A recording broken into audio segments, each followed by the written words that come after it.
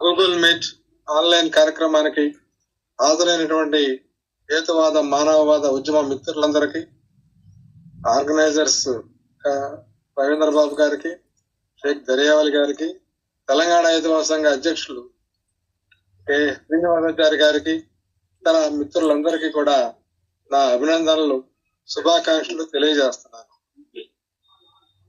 మనం చాలా 5 సంవత్సరాలుగా ఈ గూగుల్ మీట్ లో మాట్లాడుతూ ఉంటే, టాపిక్స్ పెట్టుకుంటా ఉంటే పెట్టినే పెట్టాల్సిన పరిస్థితి ఏర్పడి కొత్త టాపిక్స్ కోసం అటు శ్రీనివాసాచారి గారు, నేను కొత్త టాపిక్లు ఏం పెడదామని ఆలోచిస్తే ఈ భావ విప్లవ యోధులు అని చెప్పి మన ఉద్యమానికి సంబంధించినటువంటి ముఖ్యులు వాళ్ళు ఎందుకు భావ విప్లవ బాట పట్టారు, అసలు భావ విప్లవం అంటే ఏమిటి, మిగతా రకరకాల విప్లవాలు, చాలా విప్లవాలు ఉన్నాయి ఇప్పుడు, ఆ విప్లవాలకి భావ విప్లవానికి తేడా ఏమిటి, ఎందుకని ఆ విప్లవాలన్నీ వదిలేసి ఈ విప్లవం లక్ష్యంగా మనం పనిచేస్తాం, ఇలాంటి విషయాలని ఫండమెంటల్ గా చెప్పడానికి నేను అందరి జీవిత చరిత్రలో చెప్పడానికి సిద్ధంగా లేను. చాలా మంది భావ విప్లవ యోధులు ఉన్నారు. అయితే పుస్తకంలో మాత్రం ఈ ముగ్గురు గురించి నేను రాయడం జరిగింది, ప్రముఖులు కాబట్టి. భావ విప్లవం పుస్తకం రాస్తే యోధులు 100 మంది దాకా భావ విప్లవ యోధులు వచ్చే అవకాశం ఉంది. జాతీయంగా ఢిల్లీ నుంచి కన్యాకుమారి దాకా, కలకత్తా నుంచి బాంబే దాకా ఎంతో మంది ఈ హేతువాద మానవవాద ఉద్యమంలో అంటే రాడికల్ హ్యూమనిస్టులుగా, హేతువాదులుగా, మానవవాదులుగా ఎంతో మంది ఎంతో కృషి చేశారు. అయితే మన హేతువాద మానవవాద ఉద్యమం ప్రత్యేకించి ఒక బ్రాండ్ నేమ్ పెట్టుకున్నాం. అట్లాగే మన లక్ష్యం భావ విప్లవం అని చెబుతున్నాం. భావ విప్లవం అని చెప్పని ఉద్యమాలు చాలా ఉన్నాయి, చాలా సంస్థలు ఉన్నాయి. ఎందుకని మనం భావ విప్లవం అంటున్నామంటే, ఎందుకని హేతువాద మానవవాద ఉద్యమం అవసరం అంటున్నామంటే, మనుషులు సహజంగా హేతుబద్ధ ఆలోచన చేయగల శక్తి కలిగి ఉన్నారు. ఉన్నత స్థాయి మెదడు వల్ల ఈ పని జరుగుతా ఉంది.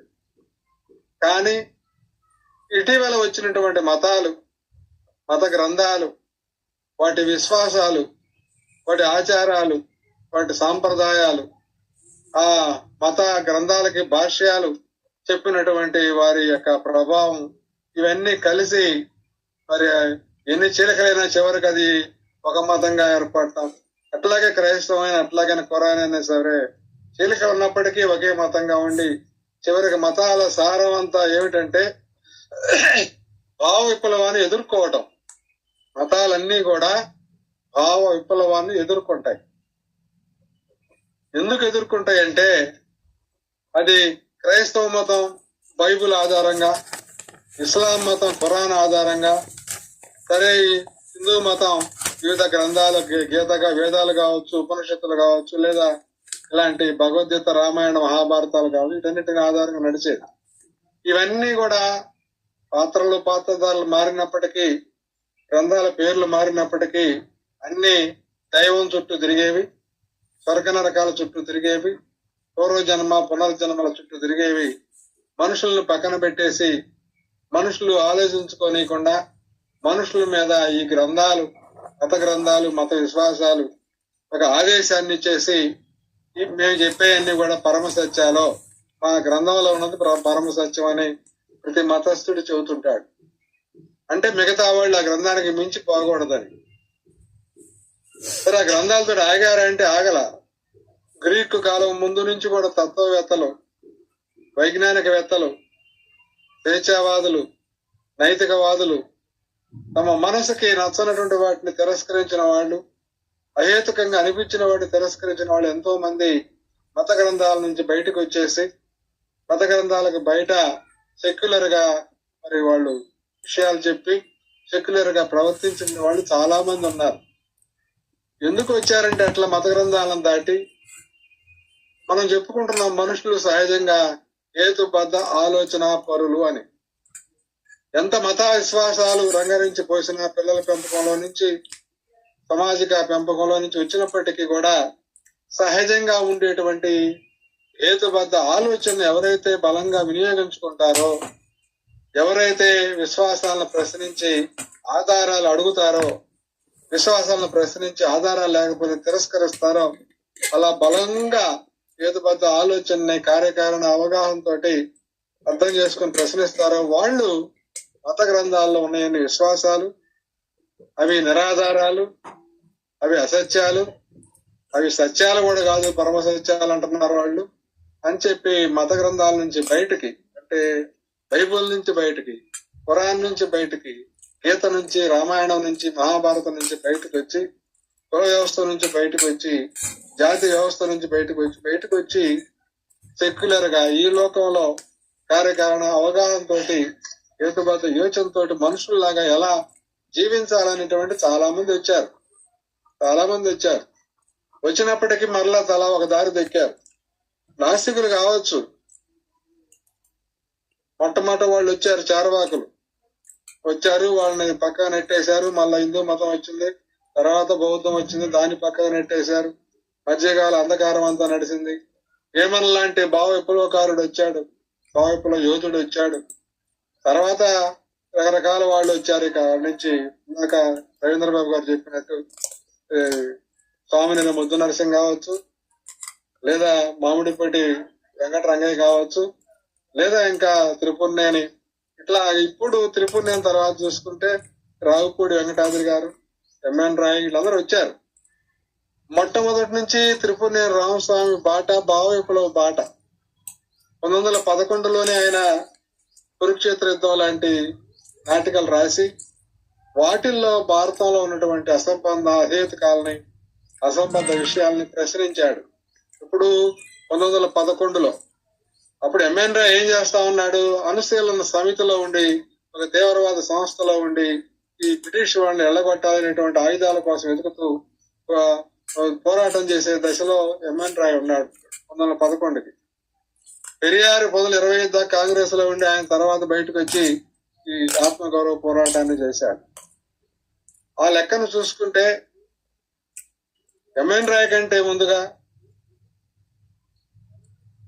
త్రిపురనేని రామస్వామి మరి భావ విప్లవ బాట నుంచి ఆయన జీవితం అంతా భావ విప్లవ బాటలో మొదలు పెట్టాడు. సాహిత్యం ద్వారా, నాటకాలు రాయటం ద్వారా, వాటికి భారీ ఉపోద్ఘాతాలు రాయటం ద్వారా మనుషుల భావాల్లో మార్పు తేవాలని, ఆలోచన పద్ధతిని హేతుబద్ధం చేయాలని, ఏమిటి, ఎలా, ఎందుకు ప్రశ్నలు వేసి ఈ పురాణాల్లో ఉన్న దుమ్మును తులపాలని, పురాణాల జాడ్యాల నుంచి బయటపడాలని త్రిపురనేని రామస్వామి ఫస్ట్ నుంచి, ఆయన జీవితం ప్రారంభం నుంచి కూడా ఈ భావ విప్లవ బాటలో ఉన్నాడు. రావుపూడి వెంకటాద్రి గారు చాలా చిన్న వయసులోనే ఈ శంభుగోద, ఈ కోరి నాటకాలను వేయాలని చెప్పి ఆయన నాటకాలు వేసేవాడు కాబట్టి పద్య నాటకాలను గోరంట రాఘవయ్య మిత్రుడితో కలిసి తెనాలి పోయి త్రిపురనేని రామస్వామిని ప్రశ్న అడిగి, అయ్యా మేము ఇట్లా నాటకం వేస్తున్నాం, ఈ శంభుగోదలో మరి కొన్ని పద్యాలు అదనంగా రాయండి, మాకు చాలలేదు, పద్యాలు పాడుకుంటాం, పద్యాలు ఆడుతాం అని చెప్పి అడిగితే ఆయన ఏముంది, ఇప్పుడు ఎవరు చూస్తున్నారా ఆ పద్య నాటకాలని. అప్పటికైనా 1943లో జరిగింది. ఆయన ఇప్పుడు 20 నుంచి 11 నుంచి నాటకాలు రాసి ఇప్పుడు ఆ పద్య నాటకాలు ఎవరు అంతా వచనంలోకి వచ్చేసింది అని చెప్పి అప్పటికే ఆయన తిరస్కరించకపోతే వీళ్ళకి భజన ఆడితే సరేనని చెప్పి ఆయన చెప్పటం. వీళ్ళు ఇంటికి వచ్చిన తర్వాత 20 రోజులకో నెలకో ఆయన చనిపోవడం జరిగింది. అందువల్ల ఆయన రాసింది లేదు, వీళ్ళు ఆ రాసిన వాటిని వేసే అవకాశం కూడా రాలేదు. అందువల్ల త్రిపురనేని రామస్వామి ఈ 20వ శతాబ్దంలో తొలి భావ విప్లవ యోధుడు. ఆయన నుంచి వెంకటాద్రి గారు ఆయన పుస్తకాలన్నీ చదువుకొని, నాటికలన్నీ చదువుకొని ఆయన బాట బట్టి అభిమానంతో 1943లోనే మరి ఏప్రిల్ 5వ తారీఖున తమ స్వగ్రామం నాగండ్లలో కవిరాజ ఆశ్రమాన్ని పెట్టడం జరిగింది. పెట్టిన తర్వాత స్కూల్ పెట్టవలసి వచ్చింది. స్కూల్ పెట్టాడు, మెట్రిక్ రెడీ చేశాడు. దాంతో పాటు చుట్టుపక్కల ఉన్న గ్రామాల్లో మీటింగ్లు పెట్టి హేతువాద ఉద్యమ భావాలను ప్రచారం చేయడం జరిగింది.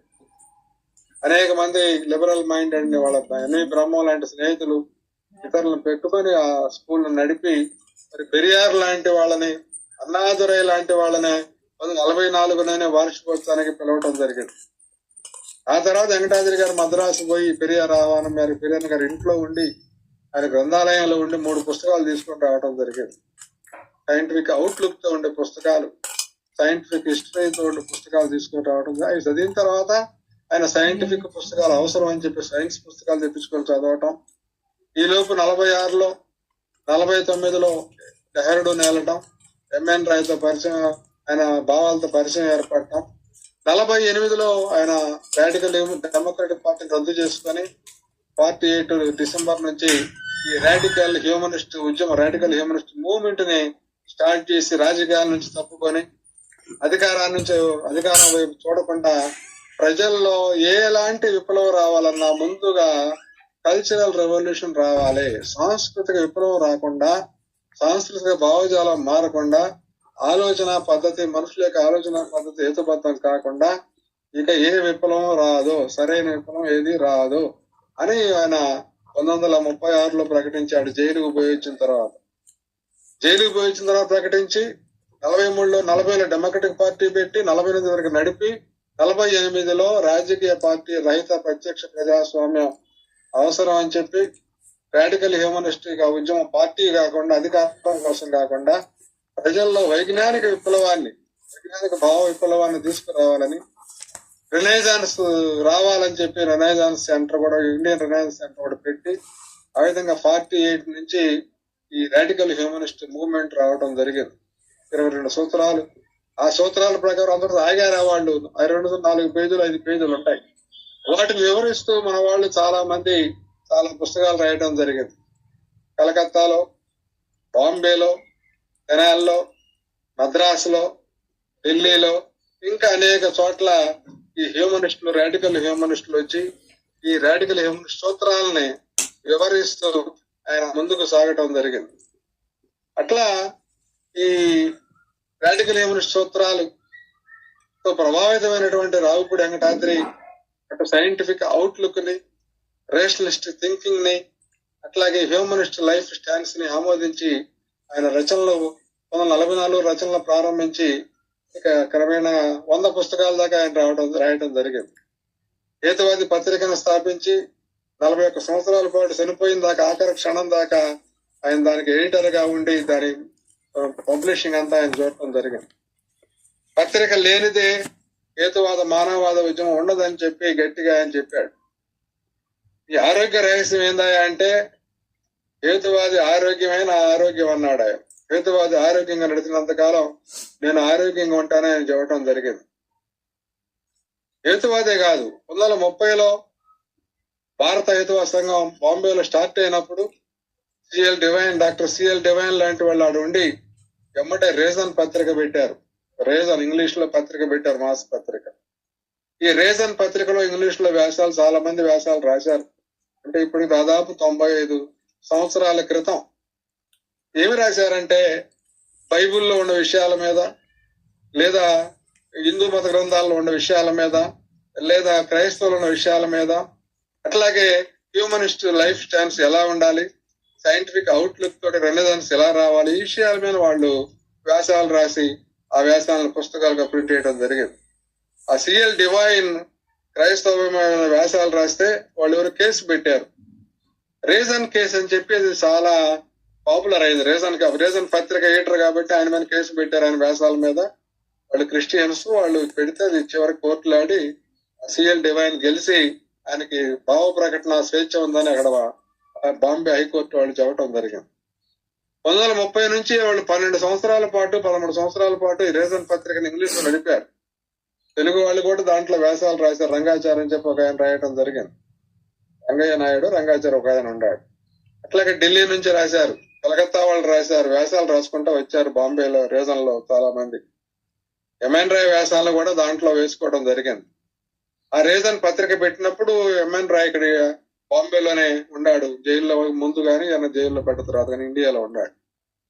ఆ విధంగా ఆ పత్రిక చేసిన పని ఏంటంటే మత గ్రంథాల్లో ఉండేటువంటి విశ్వాసాలని సైంటిఫిక్ అవుట్లుక్ తోటి, రేషనలిస్ట్ అవుట్లుక్ తోటి విశ్లేషణ చేసి వాస్తవాలను బయటపెట్టి మనుషుల భావాల్లో మార్పు తేవటం కోసం, మనుషుల ఆలోచన హేతుబద్ధం చేయటం కోసం, హేతువాద మానవవాద భావాలు వెదజల్లటం కోసం వాళ్ళు 12 సంవత్సరాలు నడిపారు. అంతలోకి క్విట్ ఇండియా ఉద్యమం వచ్చింది. అందరు రాజకీయాలు జిందాబాదులు కొట్టడం, ధర్నాలు, పికెటింగ్లు, రాస్తారోకోలు పెట్టారు. జనం అందరూ అడ్డుపోయేసరికి ఇటుకి జీళ్ళకు కూడా తగ్గారు. చివరికి పత్రిక ఆపేశారు. సంఘ కార్యక్రమాలు ఆగిపోయిన అంతటితో ఆగల. 1949కి వచ్చేసరికి మద్రాసులో రామనాథన్ అని చెప్పి మంత్రి ఉండేవాడు. అప్పుడు స్టేట్ గవర్నమెంట్ మద్రాసు ఉమ్మడి ఆంధ్ర కూడా కలిసి ఉన్న దాంట్లో ఆయన ఒక సమావేశాన్ని పెట్టి భారత హేతువాద సంఘాన్ని మన పునరుద్ధరించడం జరిగింది. బాంబే నుంచి ఆ పాత సంఘంలో ఉన్నటువంటి ఆయన పెద్ద ఆయన ఒక ఆయన వచ్చి ఇక్కడ అధ్యక్షత వహించడం జరిగింది. ఆ విధంగా 42 వరకు నడిచినటువంటి భారత హేతువాద సంఘం, బాంబే సంఘం ఈ మద్రాసులో ఎవరి సభలో కలిసిపోయి చివరికి భారత హేతువాద సంఘం కంటిన్యూషన్ రావటం. ఆయన రామనాథన్ కూడా ద రేషనలిస్ట్ అని ఒక పత్రిక పెట్టాడు, ఇంగ్లీష్ లోనే పత్రిక పెట్టి దాన్ని ఒక 10-12 ఏళ్ళు నడిపాడు. ఇలాంటి వ్యాసాలే దాంట్లో భావాలను వ్యక్తం చేస్తూ భావ వ్యక్తీకరణ స్వేచ్ఛను వాడుకుంటూ రేషనలిస్టులుగా, హ్యూమనిస్టులుగా, సైంటిఫిక్ అవుట్లుక్ ఉన్న వాళ్ళుగా, ఫిలాసాఫికల్స్ ఇండియాలో ఉన్న వాళ్ళందరూ కూడా పత్రికలు రాయటం జరిగింది.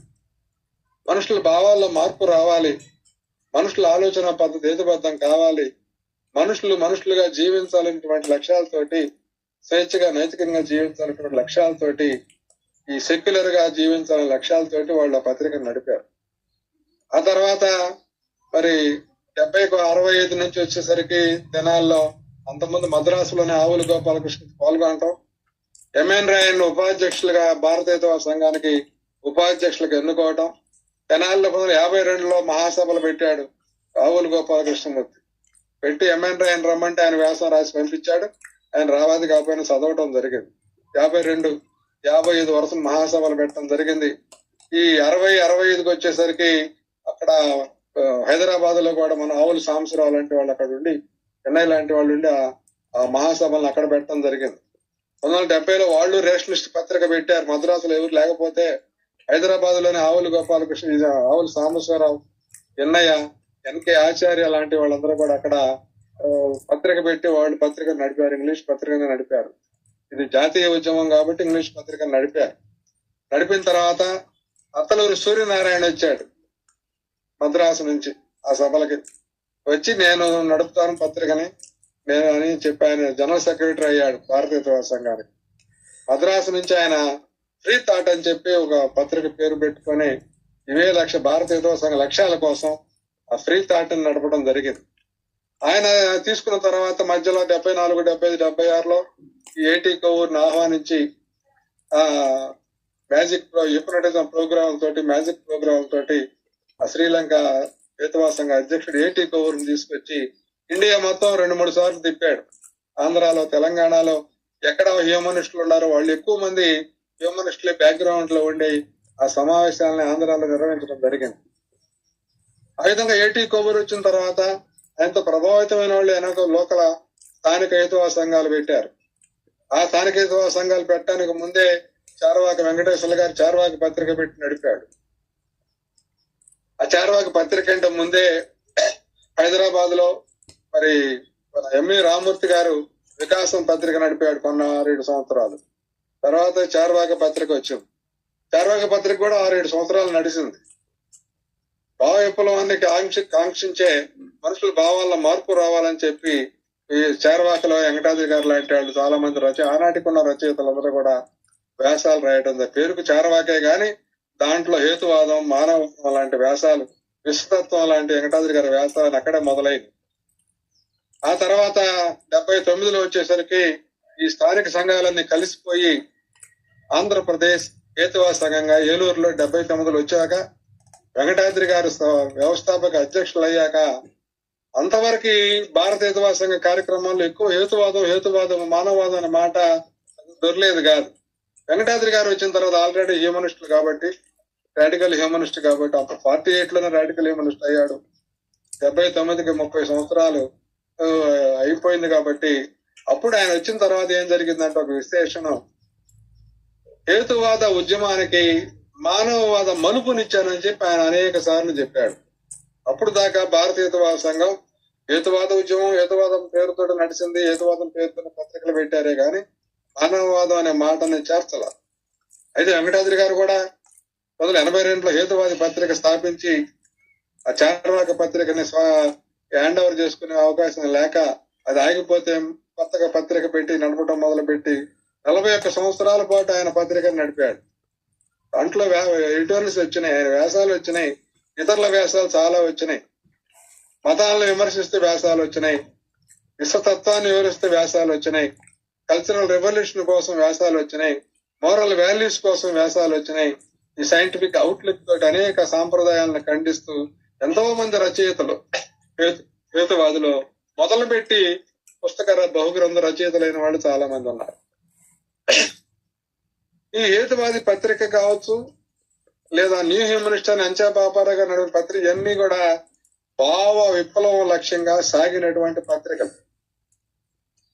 కలకత్తా పోతే ఎంఎన్ రాయ్ తో పాటు చిన్న వయసులో పనిచేసిన శివనారాయణ రాయ్ ఉన్నాడు. కుర్రవాడు, చాలా చిన్నవాడు.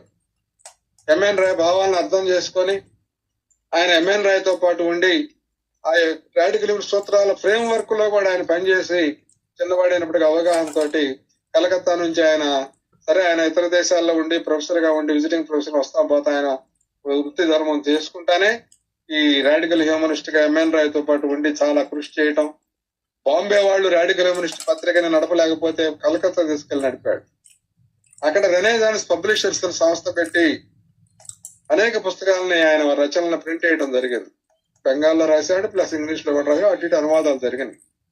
ఎంఎన్ రాయ్ సాహిత్యం మీద ఆక్స్ఫర్డ్ యూనివర్సిటీ వాళ్ళు ఒక ప్రాజెక్ట్ పెడితే వాళ్ళు ఫైనాన్స్ సపోర్ట్ ఇస్తే ఆ ఎంఎన్ రాయ్ సాహిత్యం మొత్తాన్ని కూడా ప్రతి పుస్తకాన్ని ఆయన సమీక్ష చేసి ఇంగ్లీష్ లోనే పెద్ద పెద్ద వాల్యూమ్స్ వేయటం, 4 వాల్యూమ్స్ వేయటం జరిగింది. ఒక్కదాని 400-500 పేజీలు ఉంటాయి.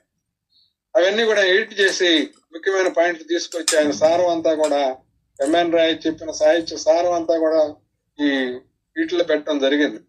ఎంఎన్ రాయ్ వాల్యూమ్స్ చేశాడు, 4 వాల్యూమ్స్. వాళ్ళు ఆక్స్ఫర్డ్ యూనివర్సిటీ వాళ్ళు ఫండ్ ఇచ్చారు, పెద్ద పుస్తకాలు. అంతటితో ఆగకుండా ఎంఎన్ రాయ్ జీవితాన్ని ఇంగ్లీష్ లో ప్రొజెక్ట్ చేయడం మొదలు పెట్టాడు.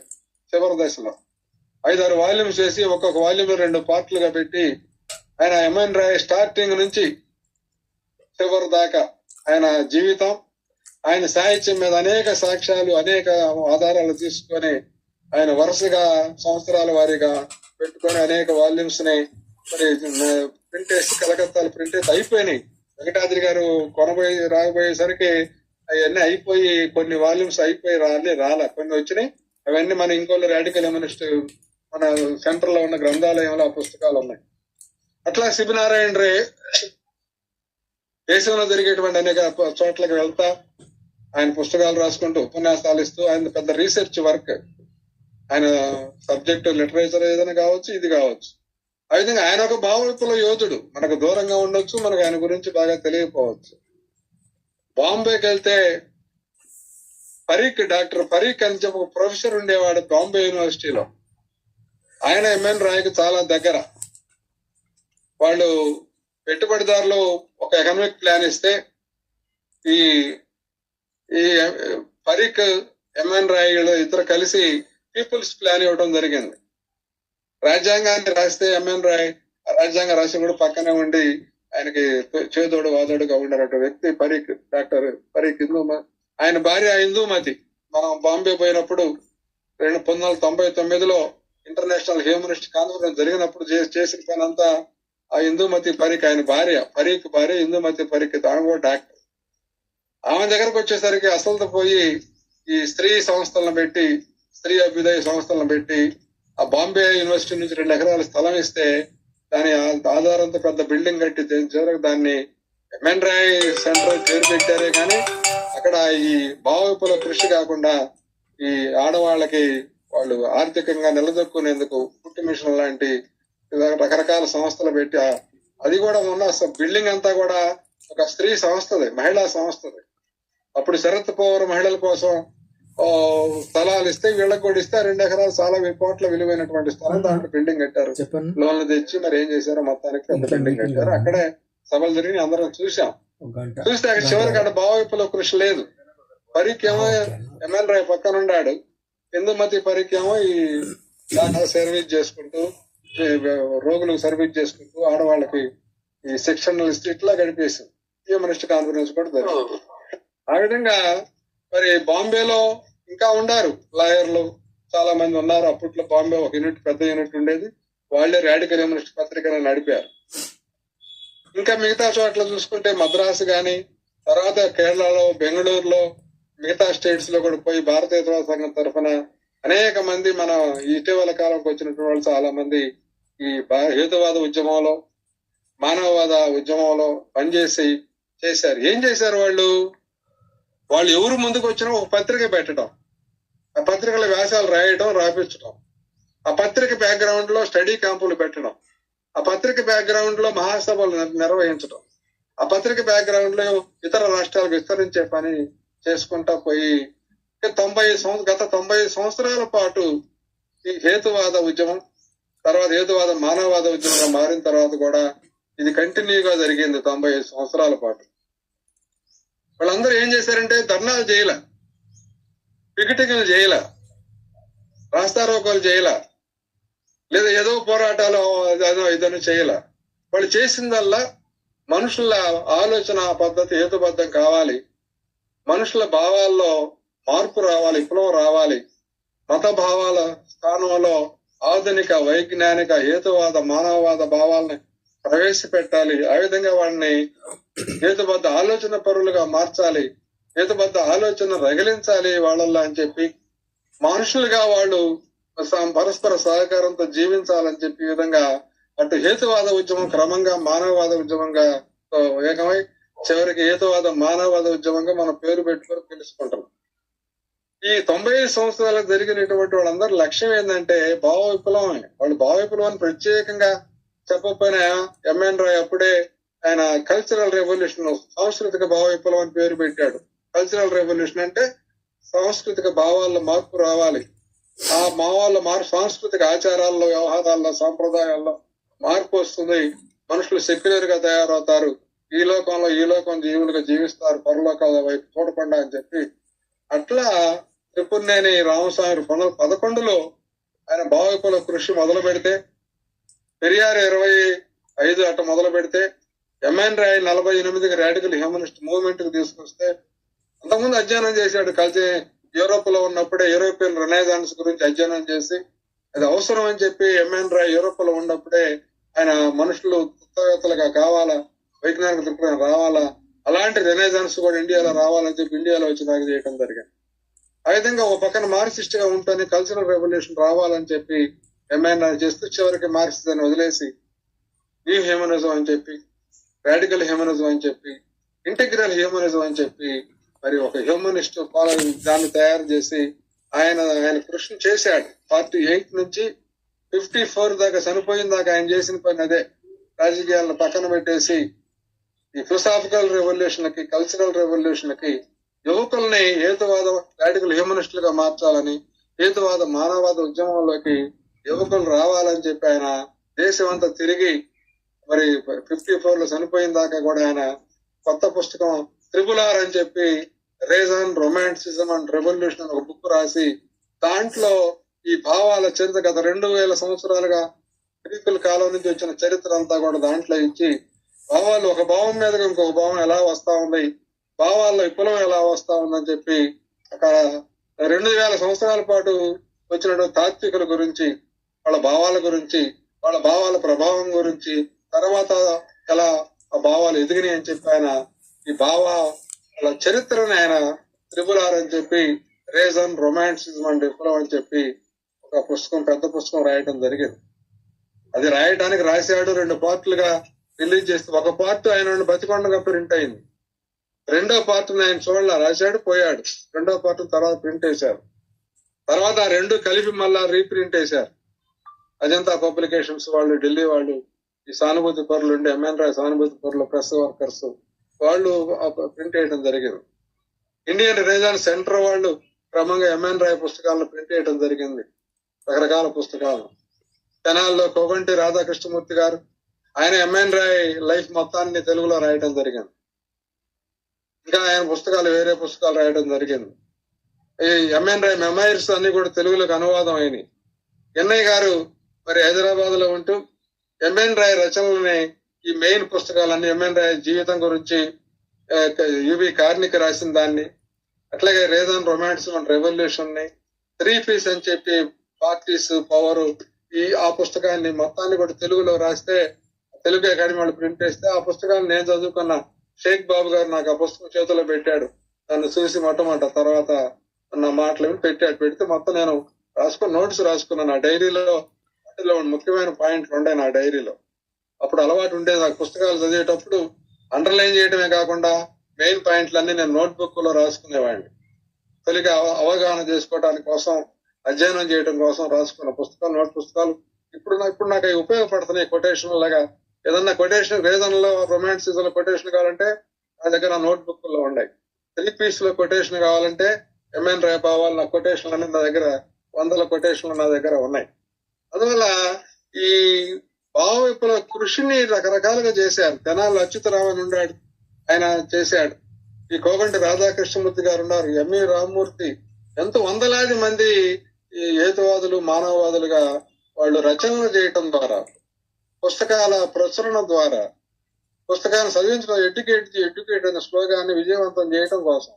చదువుకున్న వాళ్ళకి మన భావాలు అర్థం కాకపోతే ఇక చదువు రాని వాళ్ళు, అక్షరముఖ రాని వాళ్ళు, గుణింతాలు రాని వాళ్ళు ఏం భావాలు, మనం చదువుకున్న విషయాలు, హై లెవెల్లో సైన్స్ పెరిగింది, హై లెవెల్లో ఫిలాసఫీ పెరిగింది, అవన్నీ అర్థం కావాలి. అర్థం ముందు చదువుకున్న వాళ్ళు డాక్టర్లు, ప్రొఫెసర్లు, ఇంజనీర్లు, ఇట్లా politicians, leaders, social leaders, cultural leaders, వీళ్ళ మొత్తాన్ని కూడా ముందు మార్చినట్టయితే వాళ్ళ భావాల ప్రభావం వల్ల జనంలోకి క్రమంగా మన భావాలు వెళ్తాయని చెప్పి ఈ భావ విప్లవ కృషిని స్టడీ క్యాంపుల ద్వారా, పత్రికల ద్వారా, పుస్తకాల ద్వారా చేయాలని చెప్పి ఆయన చేయడం జరిగింది. ఆ విధంగా 2030 నుంచి 2011 నుంచి త్రిపురనేని దగ్గర నుంచి మొదలుపెట్టి ఈ మోడరన్ రేషనలిజం, హ్యూమనిజం ఉద్యమం క్రమంగా పెరుగుతూ క్రమంగా ఎంతో సాహిత్యం, ఇవాళ మొత్తం బాంబే నుంచి ఇంకొల్లు వరకు చూసినట్టయితే ఎంతో మంది, వందలాది మంది రచయితలు వచ్చారు, ఫిలాసఫర్స్ వచ్చారు, పత్రికలు చాలా నడిచినాయి, పుస్తకాలు ప్రచురణ సంస్థలు పెట్టారు, పుస్తకాలు రచించారు, స్టడీ క్యాంపులు పెట్టి, ప్రశ్న జవాబులతోటి శిక్షణా తరగతులు పెట్టి మరి మనుషుల్లో వచ్చేవాళ్ళ, మనకి ఆకర్షితులు వచ్చే వాళ్ళలో భావాల్లో మార్పు తేవాలని చెప్పి కృషి చేయడం జరిగింది. అయితే ఒకప్పుడు 7-8 మంది పోయారు ఎంఎన్ రాయ్ ఉన్నప్పుడు, రాడికల్ హ్యూమనిస్టులుగా ఆయన క్యాంపులు పెట్టినప్పుడు. రాడికల్ డెమోక్రటిక్ పార్టీ లీడర్లుగా ఒకసారి పోయారు 46లో, 48 రద్దు అయినా 49లో పోయింది ఒక వెంకటాద్రి గారే అని చెప్పాడు క్లియర్ గా. 44, 46లో పోయినప్పుడు 10 మంది దాకా పోయారు, చాలా మంది పోయారు. 46, 49లో ఏమైందంటే 48లో ఈ పార్టీ రద్దు, రాడికల్ డెమోక్రటిక్ రద్దు, పదవులన్నీ పోయినాయి. పదవులన్నీ పోయినాక, పార్టీ లేకపోయినాక వాళ్ళు స్వచ్ఛందంగా చేసేవాళ్ళు తగ్గి, ఆసక్తి పోయి ఇది ఏముందని అన్నట్టుగా వదిలేశారు. వదిలేస్తే వెంకటాద్రి గారు ఒక్కడే 49లో డెహ్రాడూన్, ముస్సోరీ పోవడం జరిగింది. ఫస్ట్ దేమో డెహ్రాడూన్ క్యాంపు 46, 49లో ముస్సోరీలో పెట్టారు. ఆ డెహ్రాడూన్ పక్కన హిల్ స్టేషన్ ఎందుకని అక్కడికి వెంకటాద్రి గారు ఒక్కడే పోయాడు. ఎందుకు పోయాడంటే తెలుసుకుందాం, అవగాహన చేసుకుందాం అని చెప్పి ఆ భావాల రుచి చిక్కి ఆయన 49 అంటే ఆయనకి ఎంత వయసు? 27 సంవత్సరాలు. ఫస్ట్ సారి పోయినప్పుడు ఎంత వయసు? ఇంకా 3 సంవత్సరాలు తక్కువ, 24 సంవత్సరాలు. డెహ్రాడూన్ క్యాంపు పోయిన కాడి నుంచి పుస్తకాలు రాయడం మొదలు పెట్టాడు. అంతకుముందు వరకు మీటింగులు కవిరాజ సాహిత్యం గురించి, హేతువాదులు, మూఢనమ్మకాల గురించి చుట్టుపక్కల వాళ్ళలో ఆయన అప్పటికే కృషి చేసి ఉన్నాడు. రాడికల్ డెమోక్రటిక్ పార్టీకి గుంటూరు జిల్లాకి సెక్రటరీ కూడా ఆయన ఎన్నుకుంటుంది, కుర్రాడు పైకి వస్తాడు. ఆ విధంగా ఎన్ని పత్రికలు పెట్టారు, ఎన్ని క్యాంపులు పెట్టారు, ఎంతో సాహిత్యాన్ని సృజన చేశారు, ఎంతో మంది, వేలాది మంది ఈ హ్యూమనిస్టులుగా మారారు.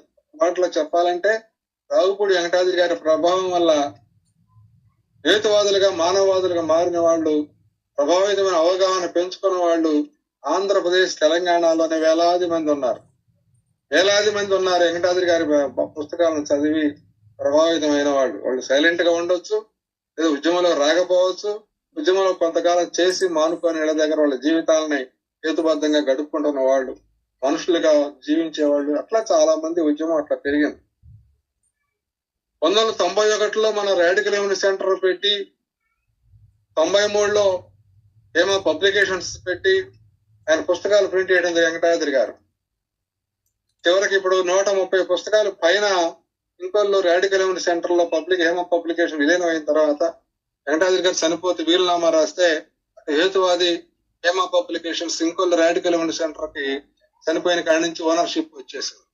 ఇప్పుడు రాడికల్ హ్యూమనిస్ట్ సెంటర్ మరి సభ్యులు గాని, బాధ్యులు గాని మొత్తం టీం వర్క్ చేస్తూ అటు హేతువాది పత్రికని 2022 నుంచి ఇప్పుడు ఆయన చనిపోయిన దాకా మన ఇంకొల్లు సెంటర్ వాళ్ళు ప్రతి నెల దాని హేతువాదిని చుట్టి స్టాంపులు అతికిచ్చి పోస్ట్ చేసి ఎంతో కృషి చేశారు. అంటే ఒక 21 సంవత్సరం పాటు అప్పుడు చేస్తే ఆయన చనిపోయినాక గత 3 సంవత్సరాలుగా కూడా కృషి కొనసాగుతా ఉంది. వెంకటాద్రి లేడే కానీ హేతువాది నడుస్తా ఉంది, పబ్లిషింగ్ అవుతా ఉంది. ఇంకొల్లు సెంటర్ వాళ్ళు ఇవన్నీ కూడా ప్రీ పోస్టింగ్ వరకు అంతా కూడా ప్రతి నెల టైం ప్రకారం ఒక 10 మంది దాదాపు ఈ పనికి ముందుకు చేసుకెళ్తున్నారు.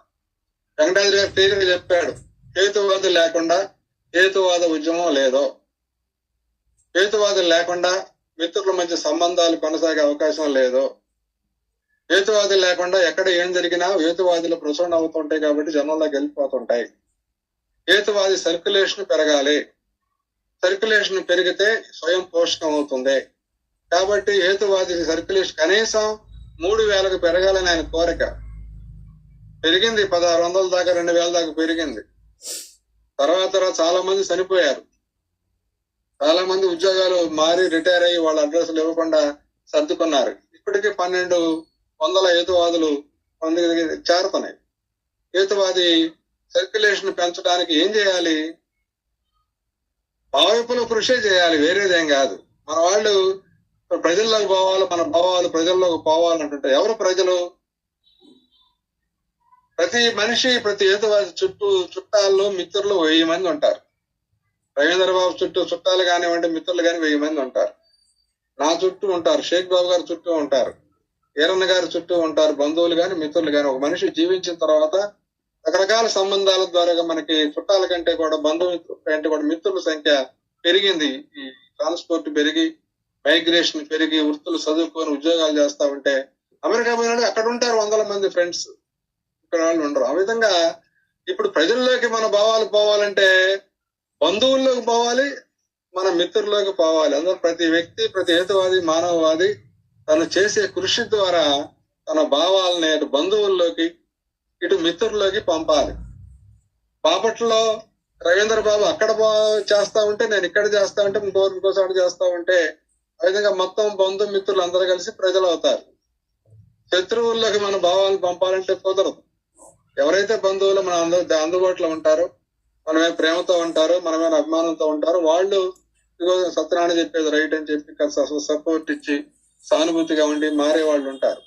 అట్లాగే మన ఫ్రెండ్స్, టీచర్లు కావచ్చు, కొలీగ్స్ కావచ్చు, బ్యాంకులో పనిచేస్తే బ్యాంకులో కొలీగ్స్ ఉంటారు, రైల్వేలో పనిచేస్తే రైల్వేలో కొలీగ్స్ ఉంటారు, ఆర్టీసీలో చేస్తే ఆర్టీసీలో కొలీగ్స్ ఉంటారు. అట్లా బంధువుల్లోకి మిత్రుల్లోకి ఈ భావాలని మనం అంతమించి పోలేము. మన మిత్రులతోటే మన జీవితం నడిచిపోయింది, బంధువులతోటి మిత్రులతోటి. ఆ విధంగా బంధుమిత్రుల్లోకి మన భావాలను ప్రవేశపెట్టడానికి మనం చేతనంత వరకు వీలైనంత వరకు కృషి చేస్తా ఉంటే, అట్లా అక్కడక్కడ ఉన్న వాళ్ళందరూ చేస్తా ఉంటే క్రమంగా మన భావాలు బంధుమిత్రుల్లోకి వెళ్ళి ఆ విధంగా ప్రజల్లోకి వెళ్తాం. ఇక ప్రజలకి మన బంధువులను వదిలిపెట్టి, మన మిత్రులను వదిలిపెట్టి ప్రజలు మనకి ఎక్కడ చిక్కరు. మన మీటింగ్ పెడితే వస్తారు 50 మంది, మన వాళ్లే వస్తారు, వాళ్ళకి వాళ్ళ బంధుమిత్రులు ఎవరు రారు. అయితే డౌట్లు క్లారిఫై చేసుకోవడానికి వస్తారు. ఇది జనంలోకి పోవాలంటే మార్గం మాత్రం నిత్య జీవితంలో ప్రతి హేతువాది, ప్రతి మానవవాది బంధువుల్లోకి మిత్రుల్లోకి ఏదో ఒక ప్రత్యక్షంగానో పరోక్షంగానో వాళ్ళ సానుభూతి సంపాదిస్తానో, వాళ్ళని సహాయ సహకారం పొందుతానో జనంలోకి పోవాలంటే బంధుమిత్రుల ద్వారా పోవాలనేది నేను ప్రత్యేకంగా చాలా చెబుతా ఉన్నాను. నాకు అభిప్రాయానికి వచ్చాను నేను.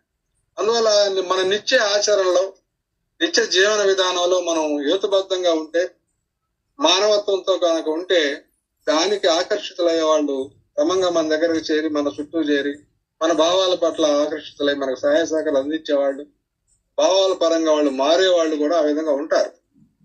అట్లా ఉంటారు అనే దానికి సాక్ష్యాలు మనకు చాలా ఉన్నాయి.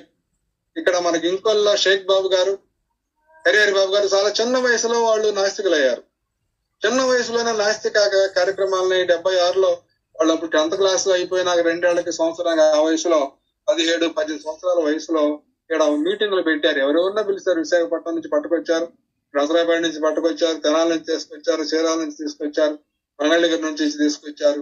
మీటింగులు పెట్టి, చర్చలు పెట్టి, డౌట్లు క్లారిఫై చేసుకుంటా వాళ్ళని ప్రశ్నలను అడుగుతూ ముందుకు సాగితే వాళ్ళకి ఎప్పుడు వాళ్ళు బాల్యంలో 25-20 మంది వాళ్ళ చుట్టూ ఉండేవాళ్ళు. వాళ్ళందరూ ఉద్యోగాలు వృత్తుల్లోకి పోయిన మళ్ళీ ఇంకొక బ్యాచ్, మరలా ఇంకొక బ్యాచ్ ఆ విధంగా మేము కూడా వాళ్ళ చుట్టూ చేరటం జరిగింది.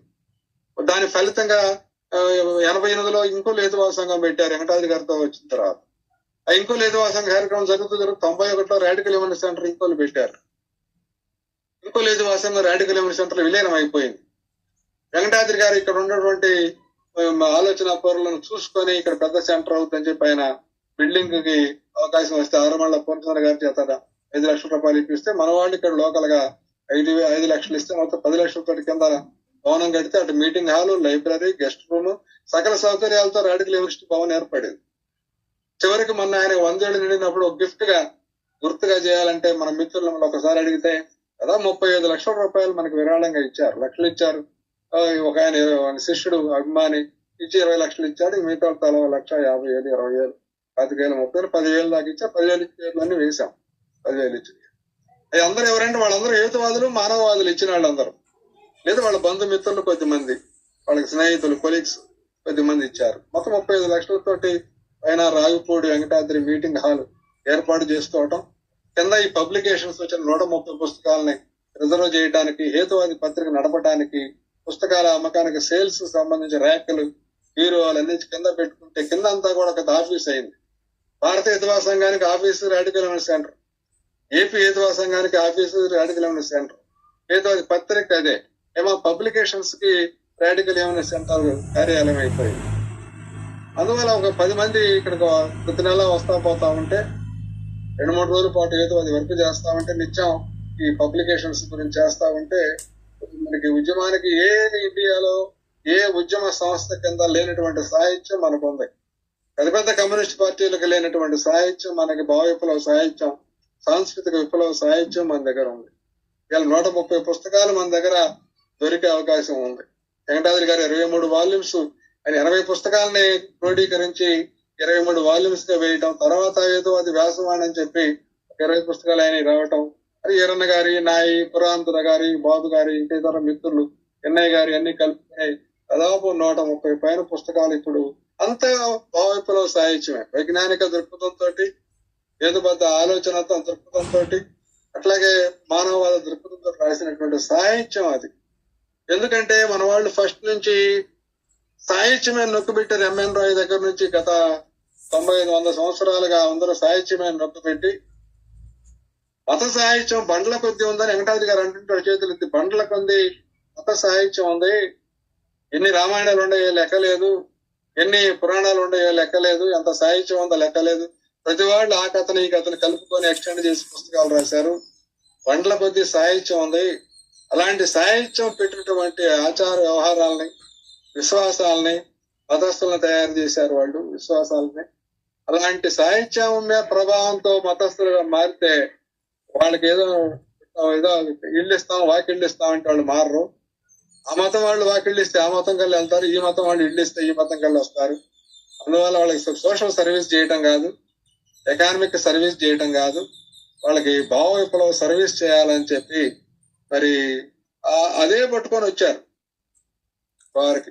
అట్లాగే రాజకీయ పార్టీ రహిత ప్రత్యక్ష ప్రజాస్వామ్యం అని చెప్పి ఇంతపాటు సమాసంతో ఒక కాన్సెప్ట్ ని ఎంఎన్ రాయ్ ముందుకు తీసుకొస్తే చాలా మంది ఆమోదించారు. రాడికల్ హ్యూమనిస్టులు, ఈ రాజకీయ పార్టీలు ఇసుకు చెందిన వాళ్ళందరూ ఆమోదించి మనుషుల్లో వైజ్ఞానిక విప్లవం రావాలి, వైజ్ఞానిక జీవన విధానం, తాత్విక జీవన విధానం రావాలి. మనుషులు మారితే వాళ్ళ చర్యల నుంచి జీవిత చర్యల వల్ల వాళ్ళ ప్రతినిధులు మారుతారు. ప్రతినిధుల్ని కంట్రోల్ చేసిన అవకాశం ఉంటది. అమాయకంగా ఉంటే, భక్తి వీరారాధనగా ఉంటే వాళ్ళు మోసం చేస్తారు. ఎమ్మెల్యేలు ఎన్నుకుంటున్నారే కానీ ఆ ఎమ్మెల్యేలు ఓటర్ల మీద పెత్తనం చేస్తున్నారు. పెత్తనం ప్రజాస్వామ్యంలో ప్రజల దగ్గర ఉండాలి, ప్రజల పెత్తందారులు కావాలి, ప్రజల స్వామ్యం ఉండాలి అని చెప్పి ప్రజలు స్వయంగా నిర్ణయాలు చేయాలి, నిర్ణయాల అమల్లో భాగస్వాములు కావాలి, పాలనలో భాగస్వాములు కావాలి. ఆ విధంగా మనుషులందరూ తమ భవిష్యత్తుకు సంబంధించిన పాలనలో, నిర్ణయాల్లో, ఆచరణలో భాగస్వాములు కావాలని చెప్పి మరి ఆ దానికోసం ఈ రాజకీయ పార్టీ రహిత ప్రత్యక్ష ప్రజాస్వామ్యం అని చెప్పి రాజకీయ పార్టీలు పక్షపాతంతో కూడి ఉంటాయి.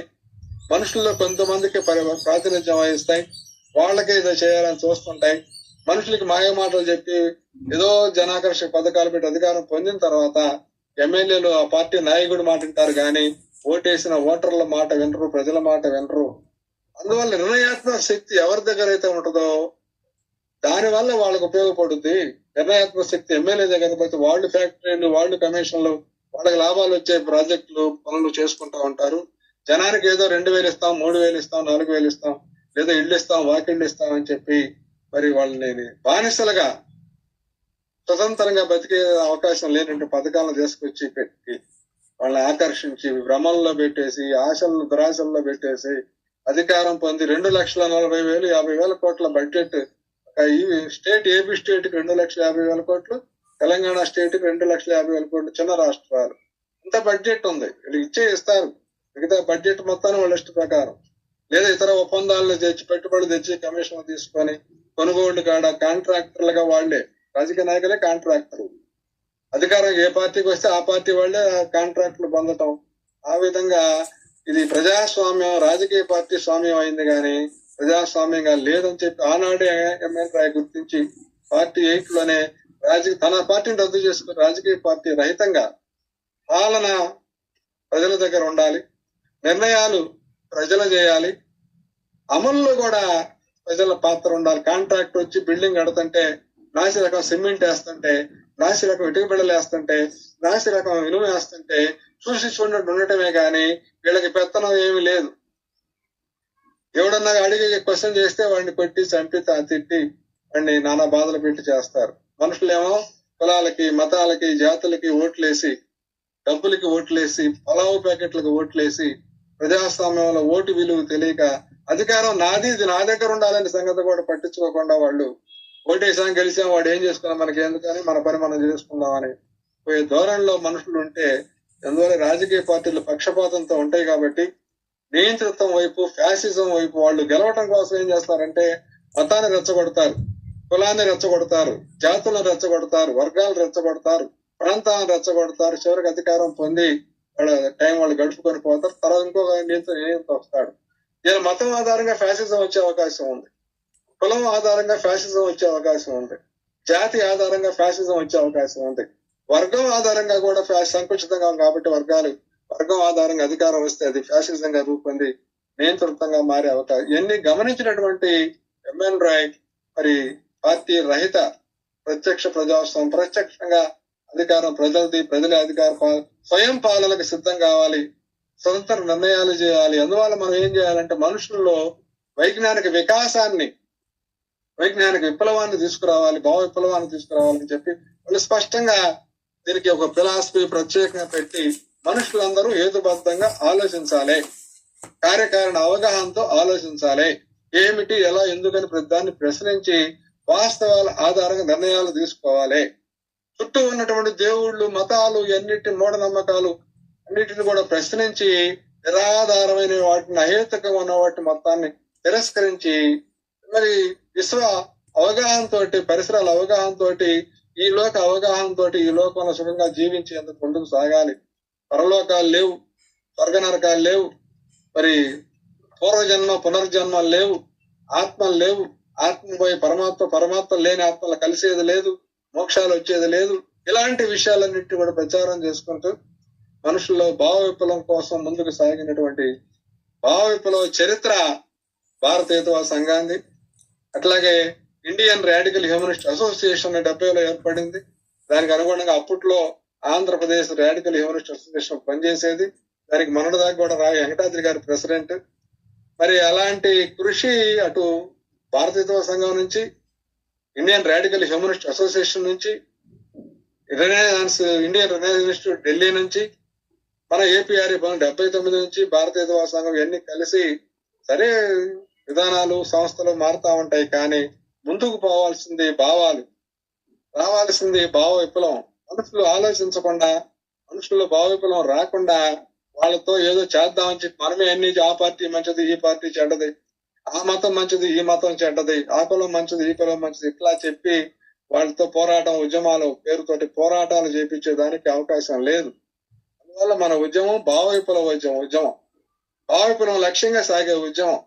అందువల్ల గత 95 సంవత్సరాలుగా మన వాళ్ళు ఏమేమి చేశారో చూసుకొని, వాళ్ళు ఏమైనా లోపాలు చేస్తే సరి చేసుకొని ఈ భావ విప్లవ ఉద్యమాన్ని, హేతువాద, మానవవాద భావ విప్లవ ఉద్యమాన్ని, సాంస్కృతిక విప్లవ ఉద్యమాన్ని ముందుకు తీసుకెళ్లి మన చుట్టూ ఉన్న వాళ్ళ బంధువుల్లో మిత్రుల్లో ఈ భావ విప్లవ వైజ్ఞానిక దృక్పథాన్ని తీసుకురావడానికి మనం ఏం చేయాలని చూసుకొని మన శక్తి మేరకు మనం వాళ్ళ పెద్దవాళ్ళు ముందు నుంచి ఉన్న మంచి విషయాలను తీసుకొని మనకి ఏదైనా కొత్త మంచి తగిలితే చేసుకుంటే గూగుల్ మీట్ ఉంది. గూగుల్ మీట్ వాళ్ళు ఎవరైనా మాట్లాడారా? ఎంఎన్ రాయ్ మాట్లాడలేదు, రావుపూడి వెంకటాద్రి మాట్లాడలేదు, ఎవరు మాట్లాడలే. మన ముందుకు టెక్నాలజీ వచ్చింది కాబట్టి రవీంద్ర బాబు గారు గూగుల్ మీట్ పెడదాం అనగానే నేను సంకోచించా దాని ప్రకారం. కానీ మళ్ళీ తర్వాత పెట్టమని చెప్పాను. పెట్టమని చెప్పినాక బ్రహ్మాండంగా సక్సెస్ఫుల్ జరుగుతున్నాయి. 15 మంది వచ్చారా 10 మంది వచ్చారా అనేది పాయింట్ కాదు. ఎంతమంది వచ్చినా వెంకటాద్రి గారు ఒక మాట అన్నాడు, 30 మంది 20 మంది 40 మంది వస్తుంటే ఆయన ఎంతమంది వచ్చారు అనేది పాయింట్ కాదు. ఎంఎన్ రాయ్ మీటింగ్లు పెట్టినా వచ్చింది 30 మంది 40 మంది 50 మంది అను ఆలోచించగల వాళ్ళు వచ్చారా లేదా? ఈ ధర్నాలు పికెటింగ్లు రాస్తారోకాలు కాకుండా ఆలోచించి నిత్య జీవన విధానాన్ని హేతుబద్ధం చేసుకొని మానవంగా బతికే వాళ్ళు వచ్చారా లేదా, ఆలోచన పనులు వచ్చారా లేదా, వాళ్ళు ఏం చేస్తున్నారు, ఇళ్లకు పోయితారు అనేది ముఖ్యం, ఎంతమంది అనేది ముఖ్యం కాదు. అందువల్ల మనకి ఇప్పుడు చూస్తే 8, 5, 13 కనపడుతున్నారు. నాకు మధ్యలో వస్తుంటారు పోతుంటారు. మొత్తం మీద మన వాళ్ళు చివరి లెక్క అడిగితే 20, 15 మంది వచ్చారు పోయారని చెబుతుంటారు. అయినప్పటికీ ఎవరికైతే ఆసక్తితో వాళ్ళందరూ వస్తున్నారు, ప్రతిసారి వస్తున్నారు. ఆసక్తి లేనంటే ప్రతిసారి రావట్లేదు, ఎప్పుడో ఒకసారి వస్తారు. అందువల్ల మన కృషి అటు పత్రికను నడుపుకుంటూ పోతాం, వ్యాసాలు రాస్తూ పోతాం, ఉపన్యాసాలు ఇస్తూ పోతాం, పుస్తకాలు ప్రచురిస్తూ పోతాం, స్టడీ క్లాసులు పెడతా ఉంటాం, శిక్షణా తరగతులు పెడతా ఉంటాం, సదస్సులు పెడతా ఉంటాం, గూగుల్ మీట్ ఆన్లైన్ క్లాసులు తెలంగాణ హితవాసంగా మనం పెడుతున్నాం. ఈ విధంగా మన ఫోన్ కాల్స్ తోటి నాకు ఒక్కొక్కరు గంట అరగంట మాట్లాడతారు. పర్సనల్ ప్రాబ్లమ్స్, పర్సనల్ సమస్యలను పెట్టుకొని పరిష్కారం కోసం. అంటే వేరే చల్లని ఒక అబ్బాయి నాకు మాస్టర్, ఫిజిక్స్ మాస్టర్, ఎన్ని సార్లు ఎన్ని గంటలు ఫోన్ లో మాట్లాడి చెప్పడానికి నేను ఏదో ఖాళీగా ఉండాను కాబట్టి రిటైర్ అయ్యా. నాకు 1 గంట సేపు అడుగుతాడు, 1 గంట సమాధానం చెప్పాలి నేను. ఇంకొక ఆయన 10 నిమిషాలు అడుగుతా. కొత్త వాళ్ళు వచ్చి ఏంది మీ ఉద్యోగం గురించి అడిగితే వాళ్ళు చెబుతుంటాం. ఇట్లా ఫోన్ కాల్స్ ద్వారా కూడా ఎక్కడ వాళ్ళు అక్కడ ఉండి మనకి ఇప్పుడు అవకాశం వచ్చింది. బెంగళూరు వాళ్ళు ఇంకోళ్ళు వచ్చే పని, ఉద్యమంలో పాల్గొనాలంటే కలకత్తా వాళ్ళు ఇంకోళ్ళు వచ్చే పని లేదు, విజయవాడ వాళ్ళు ఇంకోళ్ళు వచ్చే పని లేదు. ఈ ఆన్లైన్ వాట్సాప్ గ్రూపులన్నీ షేర్ చేయొచ్చు, మనకు నచ్చినవన్నీ షేర్ చేయొచ్చు, టైప్ చేయొచ్చు. లేదా వెంకటాద్రి గారి వ్యాసాన్ని ఫోటో తీసి స్క్రీన్ షాట్ పెట్టి ఫోటో తీసి పంపించవచ్చు. అందువల్ల మన వాళ్ళు ఇంకా మొదలు పెట్టలే పని. రాస్తున్నా వ్యాసాలు రాసేవాళ్ళకి, మిగతా వాళ్ళు లైక్ చేస్తున్నారు, చూస్తా కూర్చున్న పని లేదు. రాయగలిగిన వాళ్ళందరూ రాయాలి, వాయిస్ ఉంటే చెప్పగలిగిన అందరూ యూట్యూబ్ లో ఛానల్స్ పెట్టి చదువుతున్నారు. అట్లాగే మా పుస్తకాలు మనం పంపిన పోస్టుల్ని రాజశేఖర్ అంటే ప్రతి నాకు షేర్ చేస్తాడు. షేర్ చేస్తే ఏమంటే నాకు 5,000 మంది ఫ్రెండ్స్ ఉంటే ఆయనకి 5,000 మంది ఫ్రెండ్స్ ఉంటారు. ఆయన షేర్ చేస్తే వాళ్ళ ఫ్రెండ్స్ మొత్తానికి మ్యాటర్ చేరుతుంది. ఫేస్బుక్ లో నేను 3,000 పేజీలు టైప్ చేసి ఓరిక బానీయకుండా దాని మొత్తాన్ని ప్రింట్ తీయించి చాప్టర్ వైజ్ పెట్టి, పుస్తకాల వైజ్, టాపిక్ వైజ్ పెట్టి టైపిస్ట్ కి ఇచ్చి మళ్ళా నేను ఫేస్బుక్ 2 సార్లు దిద్దుకుంటా టైప్ కరెక్షన్ తప్పులు ఉన్నాయని. మళ్ళీ ఆమె టైప్ చేస్తే కొన్ని తప్పులు వస్తాయి. మళ్ళా 2 సార్లు అంటే 4 సార్లు నా భావాలను నేను చదువుకొని నా పుస్తకాలు 30 పుస్తకాలు ఫేస్బుక్ మ్యాటర్ తోటి నేను ప్రింట్ చేయించగలిగాను. ఎందుకు వేయించాలంటే ఫేస్బుక్ లో మన వాళ్ళు చాలా తక్కువ మంది ఉంటున్నారు, బయట చాలా మంది ఉన్నారు. అందువల్ల ఫేస్బుక్ లో వాళ్ళ కోసం ఫేస్బుక్ లో రాశాం. ఆ విషయాలను తీసుకొచ్చి మనం పుస్తకాల రూపంలో ప్రింట్ చేయడం జరిగింది. అయితే నా 60 పుస్తకాలు ప్రింట్ చేస్తే 30 పుస్తకాలు ఫేస్బుక్ లో వచ్చిన మ్యాటర్ తోటి. చరిత్ర పుస్తకాలు రాసి హేతువాద మానవాద ఉద్యమ చరిత్ర 1000 పేజీల పుస్తకం.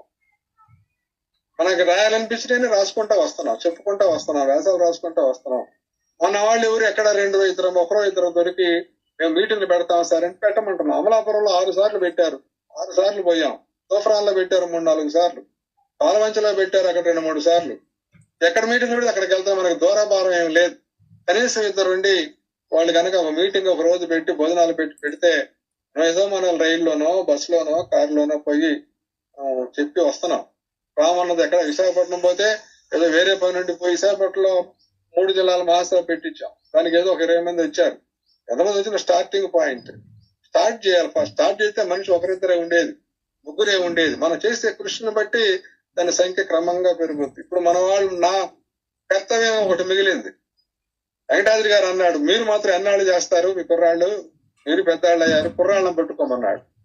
కుర్రాళ్ళంటే ఎక్కడ తిప్పుతారు, అందరూ ఉద్యోగాల్లో ఉన్నారు. బెంగళూరులో, మద్రాసులో, హైదరాబాద్ లో. ఇక్కడ హ్యూమనిస్టులుగా ఉన్నవాళ్ళు వాళ్ళ వృత్తుల్లో ఉండి వాళ్ళు ఖాళీ లేకుండా ఉన్నారు. అయినప్పటికీ వాళ్ళని కూడా ఇంక్లూడ్ చేయడానికి ఆన్లైన్ మీటింగ్లు రమ్మంటున్నాం, వస్తున్నారు. రాజశేఖర్ పాపం బెంగళూరు నుంచి రావాలంటే కష్టం, ప్రతిసారి వస్తాడు. ఆయనకి చివరికి డౌట్లు ఉంటే అడుగుతాడు, చెప్పించుకొని ప్రతిసారి ఎన్ని టాపిక్లు కవర్ అయ్యో ఆయన వస్తానే ఉన్నాడు. అది ఆసక్తి, తెలుసుకోవాలని తపన, అవగాహన చేసుకోవాలని తపన, ఉద్యమ భావాల పట్ల ప్రేమ, ఈ ఉద్యమం పెరగాలన్న కృషి. ఆ విధంగా కుర్రవాళ్ళకి అప్పీల్ చేస్తున్నాం. అయ్యా మాకు 70 ఏళ్ళు వస్తున్నాయి అందరికి. ఇప్పుడు ఆయన రవీంద్ర బాబుకి 72, 73 వచ్చినాయి, ఎందుకంటే పెద్దాడు. నాకు 68, 69 వచ్చినాయి. హరిబాబు గారు చనిపోయాడు. బాబు అందరికి 70 ఏళ్ళు దగ్గరకు వస్తున్నారు. అంటే ఆయన మా కుర్రవాళ్ళు అనేవాళ్ళు. వెంకటాద్రి గారు ఇప్పుడు ఆ కుర్రవాళ్లే చివరికి ముసలివాళ్ళు అయ్యారు. ఒక మాటలో చెప్పాలంటే వెంకటాద్రి గారు తనకు 70 ఏళ్ళు వచ్చినప్పుడు నాగడ్లో ఒక మహాసభ పెట్టించాడు. అక్కడ వార్షికోత్సవం పెట్టించాడు. 39వ వార్షికోత్సవం, 44 వార్షికోత్సవం పెట్టించాడు. పెట్టించి ఆయన పుస్తకం ఒకటి ఆదిశంకరాచార్య ఓపెన్ చేపిస్తే అక్కడ హైదరాబాద్ నుంచి వాళ్ళు వచ్చారు. ఇక్కడ రాయల సంవత్సరం వచ్చి ఓపెన్ చేసినాక ఆయన నుంచొని మాట్లాడాడు. అప్పుడు ఏం చెప్పాడంటే ఆయన 1991లో నా వయసు 70 అని యువకులకి గుర్తు చేయటం కోసం నేను ఈ వార్షికోత్సవాన్ని పెట్టడం జరిగింది నాగాళ్ళలో అని చెప్పి అన్నాడు. 70 ఏళ్ళకి నా వయసు అయిపోయింది, నేను జాగ్రత్త, మీరు కుర్రవాళ్ళు రావాలా. అదైనా 6 నెలలకే రాడికల్ ఎమ్యూనిటీ సెంటర్ ఇక్కడ రిజిస్టర్ అయింది 91లో. తర్వాత 95లో మహాసభలు జరుగుతూనే వచ్చినాయి. కొత్త వాళ్ళు వచ్చారు, కొత్త వాళ్ళే ముసలాళ్ళు అయ్యారు, కుర్రాళ్లే ముసలాళ్ళు అయ్యారు. ఇప్పటి వరకు జరుగుతా వచ్చాం. అందువల్ల ఏంటంటే వెంకటాద్రి గారు ఎట్లాగైతే మనల్ని అందరినీ తయారు చేసి కుర్రవాళ్ళు అంట, మేధావులు అంట, ఉద్యమకారులు అంట, ప్రముఖులు అంట పెంచుకుంటే ఎలా వచ్చాడో అదే పని మనం ఇప్పుడు చేయాల్సిన పరిస్థితి వచ్చింది. మనం కూడా ఏదో మాట్లాడుతున్నాం, 4 ఏళ్ళు పోతే ఎట్లుంటుందో, 10 ఏళ్ళు ఎట్టపోతే ఎట్లా చెప్పలేం. బయట తిరగలేకపోవచ్చు. మోకాళ్ళ నొప్పులు వచ్చేవాళ్ళు మోకాళ్ళ నొప్పులు వస్తున్నాయి, రకరకాల సమస్యలు వస్తున్నాయి, అనారోగ్య సమస్యలు అయినప్పుడు ముసలాళ్ళుగా 70 ఏళ్ళు దాటిన తర్వాత యాక్టివ్ గా చేయలేరు. అందువల్ల ఇప్పుడు మనకి ఇప్పుడు 100 మంది కుర్రవాళ్ళు ఉన్నారు. నా లెక్కలో 100 మంది ఉన్నారు. సైలెంట్ గా ఉన్నవాళ్ళు, టీచర్లుగా ఉన్నవాళ్ళు, బ్యాంక్స్ లో ఉన్నవాళ్ళు, వీళ్ళందరినీ యాక్టివేట్ చేయడం కోసం మన డ్యూటీని ఎక్కడ మీటింగ్ పెట్టినా పోయి అక్కడ కుర్రవాళ్ళని పట్టుకొని వాళ్ళని ఎంకరేజ్ చేసి వాళ్ళని అవగాహన కల్పించి వాళ్ళని ఒక లీడర్స్ గా, ఉద్యమకారులుగా మలచడానికి మనం కృషి చేస్తానే ఉన్నాం. ఇప్పుడు భారత హేతువాద సంఘాన్ని, ఏపీ హేతువాద సంఘాన్ని, రాడికల్ హ్యూమనిస్ట్ సెంటర్ ని, హేతువాది పత్రికని, పబ్లికేషన్ మొత్తం కుర్రవాళ్ళకి అప్పచెప్పాల్సినటువంటి బాధ్యతతో మనం ఉన్నాం ఇప్పుడు. అందువల్ల మనం ఇంకొంతకాలం చేయాలి, తప్పదు. 5-6 ఏళ్ళు 10 ఏళ్ళు దాకా చేస్తేనే కుర్రవాళ్ళు ఈ లోపు వాళ్ళకి 60 ఏళ్ళు వచ్చి రిటైర్ అయ్యి ఈ ఉద్యమంలోకి వచ్చి కాస్త కొన్నాళ్ళ పాటు చేసే అవకాశం ఉంటుంది. అందువల్ల ఆ విప్లవ ఉద్యమం కోసం, లక్ష్యం కోసం మనం పనిచేస్తున్నాం. అందువల్ల ఆ పార్టీ మంచిది, ఈ పార్టీ మంచిది, ఆ పోరాటంలో పాల్గొందాం, ఈ పోరాటంలో, ఆ ధర్నాలో పాల్గొందాం, ఈ ధర్నాలో పాల్గొందాం, అక్కడ రాస్తారోక చేస్తున్నారు, ఉద్యమం పద్ధతి వచ్చింది, మనం కూడా పోదాం. ఇలాంటి విషయాలు ఈ భావ విప్లవ ఉద్యమంతో లక్ష్యం నడిచిందని మనకి పని లేదు. అందుకనే ఏంటంటే మనం ఏం చేయాలని చెప్పి పుస్తకం రాసి క్లియర్ గా చదువుకోండి. మనం ఏం చేయాలి, పుస్తకంలో రాజకీయ పార్టీలు చేసేటువంటి ధర్నాలు, పికెటింగ్లు, రాస్తారోకాలు, ఆందోళన కార్యక్రమాలు, అవన్నీ అధికారం కోసం చేసేవి, అవన్నీ మన భావ విప్లవ ఉద్యమాలకు అవి అవసరం లేదో. భావ విప్లవ ఉద్యమాన్ని అడ్డుకునే వాళ్ళు రాజకీయ పార్టీల వాళ్ళు. అధికారానికి వచ్చిన ప్రతి వ్యక్తి, ప్రతి వాళ్ళు కూడా ఈ భావ విప్లవకారుల మీద ఎక్కువ పెట్టి వాళ్ళు ధ్వంసం చేసి భావ విప్లవాన్ని ఎదుర్కొనే. ఎందుకంటే భావ విప్లవం ఉండేది కొద్ది మందిలో, భావ విప్లవకారులకు ఉండేవాళ్ళు కొద్ది మంది. వాళ్ళకి కోట్లాది ఓట్లు కావాలి. మతస్థులుగా ఉంటారు ఓటర్లు, కులస్థులుగా ఉంటారు, జాతీయవాదులుగా ఉంటారు, వర్గాల వారుగా ఉంటారు. అందువల్ల వాళ్ళ ఓట్లు తీసుకోవడం కోసం ఈ మతాలు వద్దనే వాళ్ళని పక్కన పెట్టేసి హింసించడం, కులాలు వద్దనే వాళ్ళని హింసించడం చేస్తూ వాళ్ళ కులాల తరఫున పోరాడుతున్నట్టు, మతాల తరఫున పోరాడుతున్నట్టు, జాతుల తరఫున పోరాడుతున్నట్టు, వర్గాల తరఫున పోరాడుతున్నట్టు ఒక వేవ్ తయారు చేయడం కోసం భావ విప్లవాలను ఢీకొంటా ఉంటారు. అందువల్ల హేతువాదులు, మానవవాదులు, భావ విప్లవకారులు, చార్వాకుల వారసులు వీళ్ళు, బౌద్ధుల వారసులు వీళ్ళు, వేమన వారసులు వీళ్ళు, త్రిపునేని రామస్వామి వారసులు, ఎంఎన్ రాయ్ వారసులు, రావిపూడి వెంకటాద్రి వారసులు, ఇంకెంతో మంది చేసే వాళ్ళందరూ వారసులుగా అయినాడు. మనం చేయాల్సింది కూడా ఆ చార్వాకులు చేసిన భావ విప్లవ కృషి చేయాలి, బౌద్ధులు చేసిన భావ విప్లవ కృషి చేయాలి. బోధన వాళ్ళే ధర్నాలు, పికెటింగ్లు చేయాలి, చెప్పుకుంటూ పోయారు, అడిగిన దానికి చెప్పారు, వివరాలు ఇచ్చారు, తప్పు ఒప్పులు చెప్పుకుంటూ పోయారు. సమాజం అంతా ఎడ్యుకేట్ అయ్యి, సమాజం అంతా మారి వాళ్ళని అనుసరించి మరలా పతనం ఇంకొకరు అందుకోవటం. చార్వాకులు పోతే బౌద్ధులు అందుకున్నారు, బౌద్ధులు పోతే ఇంకొకరు అందుకుంటారు. ఆ విధంగా మనం బోధ ద్వారా, విషయాన్ని వివరించడం ద్వారా, విశ్లేషణ చేయటం ద్వారా వివేకాన్ని పెంచి ఆలోచింపజేయటం, ఆచరింపజేయటం నిత్య జీవితంలో మనం డ్యూటీ. ఏదో అధికారం వచ్చినాక వాళ్ళు ఏదో చేయాలని చెప్పడం కాదు. ప్రతి మనిషి తన నిత్య జీవితంలో హేతువాద, మానవవాద భావాలను ఆచరించాలి. అవగాహన చేసుకోవాలి, ముందు వాటిని ఆచరణలో పెట్టాలి. అప్పుడు మన జీవితాలు బాగుపడతాయి. ఎవరి జీవితం వాళ్ళ చేతి, తమ భవిష్యత్తు తమ చేతుల్లో ఉంటది. మనుషులందరూ తమ చర్యలు తమ బాధ్యతలు వహించాలి. నువ్వేదో హత్య చేసి పయ్యాడు చేపించాడు, రేప్ చేసి పయ్యాడు చేపించాడు, వాడికి ఏదో ఎమోషన్ వచ్చిందిలే రేప్ చేశాడు, బట్టలు లేవులే రేప్ చేశాడు, అందంగా ఉందిలే రేప్, ఇవి కాదు. ప్రతి వ్యక్తి తన చర్యలకి తాను బాధ్యత వహించి తప్పొప్పుల విచక్షణ చేసి ఏది మంచి ఏది చెడు నిర్ణయించుకొని సవరించుకుంటూ తన జీవన విధానాన్ని ముందుకు తీసుకుపోవాలి. అందువల్ల హేతువాద మానవవాద ఉద్యమం ఒక రోజు క్యాంపులు పెడితే అక్కడో, లేదనుకో స్లోగన్ ఇస్తే అక్కడో ఉండదు. నిత్యం రాత్రి పగలు మన ఉద్యమం నడుస్తూ ఉంటుంది. ఏకుందాం నడుస్తుంది, అర్ధరాత్రి నడుస్తుంటది. వెంకటాజీ గారు 1 గంట దాకా పుస్తకాలు రాస్తుండేవాడు. ఏకుందాలు వేసి రాసేవాళ్ళు ఉండారు, ఫోన్లు చేసుకుని మాట్లాడేవాళ్ళు ఉండారు. అందువల్ల నిత్యం 24 hours నడవాల్సిన ఉద్యమం, నడిసే ఉద్యమం, ప్రజలందరిలోకి పోవటానికి కార్యకర్తల సంఖ్య విపరీతంగా పెంచుకోవాల్సిన ఉద్యమం ఇది.